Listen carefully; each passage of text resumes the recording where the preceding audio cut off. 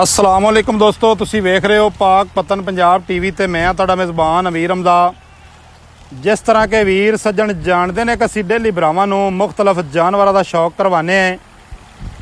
Daily की निस्बत चढ़ते तो चढ़ते जानवर, चढ़दियां तो चढ़दियां मझां, प्योर नीली बार दियां, सतलुज दरिया दियां, जूह दियां मझां डेली बेस दोस्तों नूं विखाने हैं और कोशिश करने हैं कि डेली अच्छियां झोटियां की वीडियो भी लैके हाजिर होईदा है।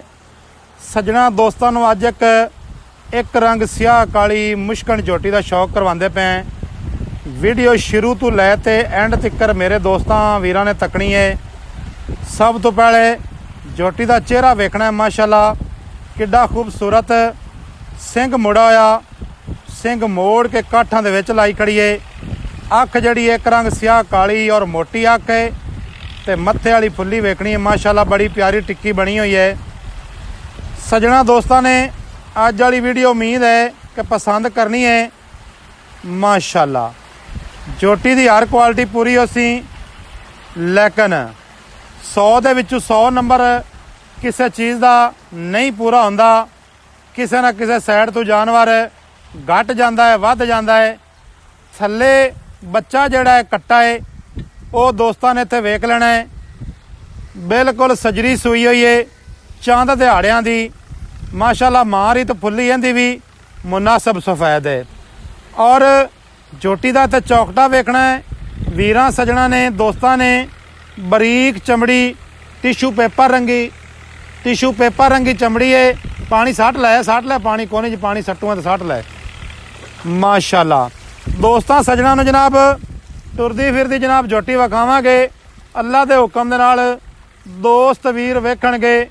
झोटी इंशाअल्लाह ताला दोस्तों के पसंद आवेगी। मुट्ठी मुट्ठी दा ताने, बिल्कुल मुट्ठी मुट्ठी दा।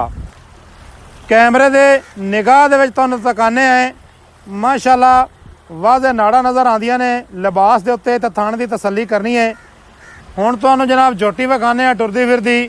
इत्थे इंद्रनियां दा वाया चेक करना है। माशाअल्लाह पिछले पैर और अगले पैर तसल्ली दे नाल वेखणे ने।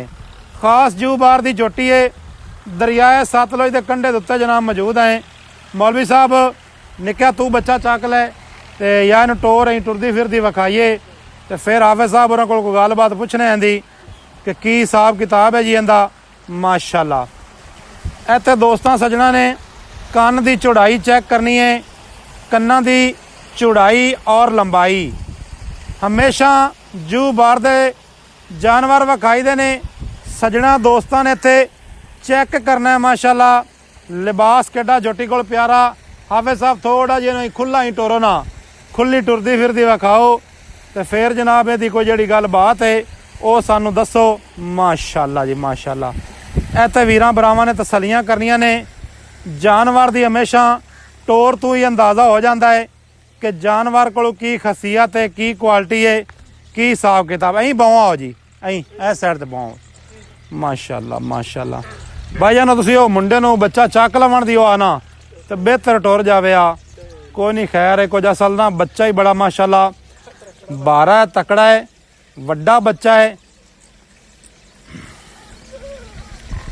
माशाल्लाह जी माशाल्लाह इत्थे दोस्तों ने जनाब टुरदी फिरदी वेख लेनी। भाईजान खुली क्यों नहीं टुरदे ने मझ?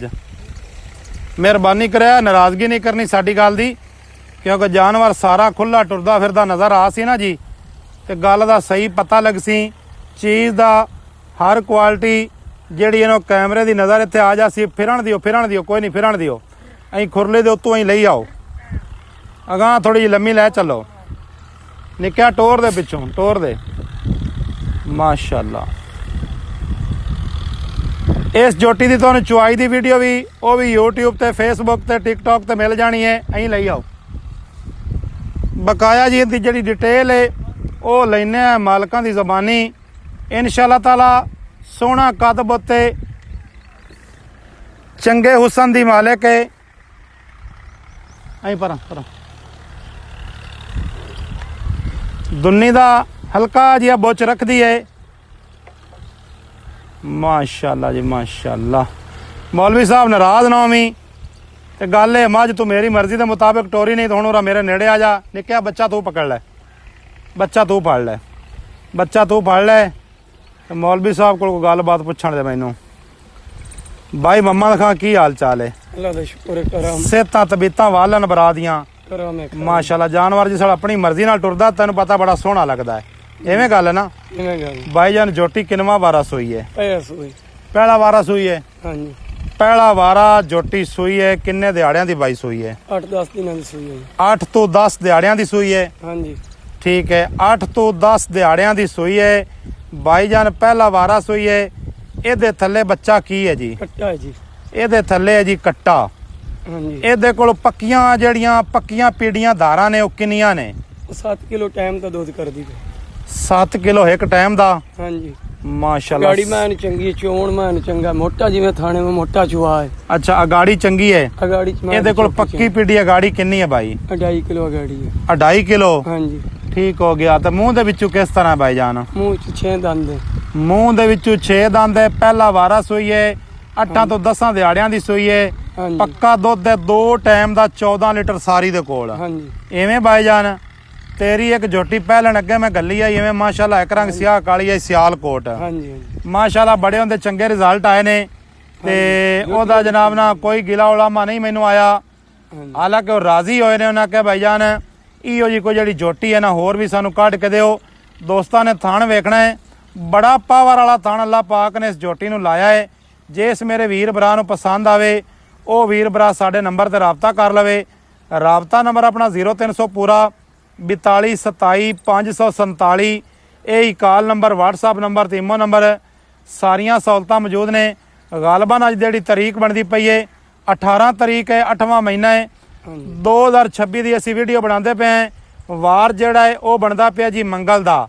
ਨਿੱਕਾ ਇੱਕ ਵਾਰੀ ਜਵਾਨੀ ਵਿਖਾ ਤੇ ਬੱਚਾ ਚੱਕ ਲਿਓ, ਤਾਂ ਥੋੜਾ ਜਿਹਾ ਜ਼ੋਰ ਲਾ ਤੇ ਬੱਚਾ ਚੱਕ ਲੈ।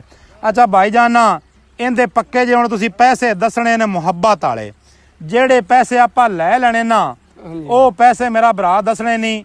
7 ਲੱਖ ਰੁਪਈਆ ਲਈ 7.5 ਲੱਖ। ਹਾਂਜੀ 7.5 ਲੱਖ ਭਾਈ ਜਾਨ ਹੁੰਦਾ 7 ਲੱਖ ਤੇ 50,000। ਹਾਂਜੀ ਐਵੇਂ ਹੀ ਨਾ ਜੀ? 7 ਲੱਖ 50 7 ਲੱਖ ਤੇ 50,000 ਲੈਂਦੇ ਹੋ ਤੁਸੀਂ। 7.5 ਨੂੰ ਛੱਡੋ, 7 ਲੱਖ ਤੇ 50,000 ਲੈਂਦੇ ਹੋ। ਅਸੀਂ ਨੇ ਕਿਹਾ ਗੇੜਾ ਉਤੋਂ ਦਿਵਾ। ਵਾਹ ਜੀ ਵਾਹ, ਮੁੰਡਾ ਬਾਈ ਹੋ ਗਿਆ ਜਵਾਨ ਜਿੰਨੇ ਕੇ ਬੱਚਾ ਚੱਕ ਲਿਆ।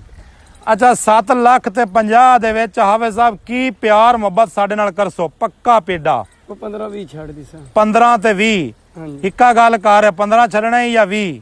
20 ਛੱਡ ਦੇ।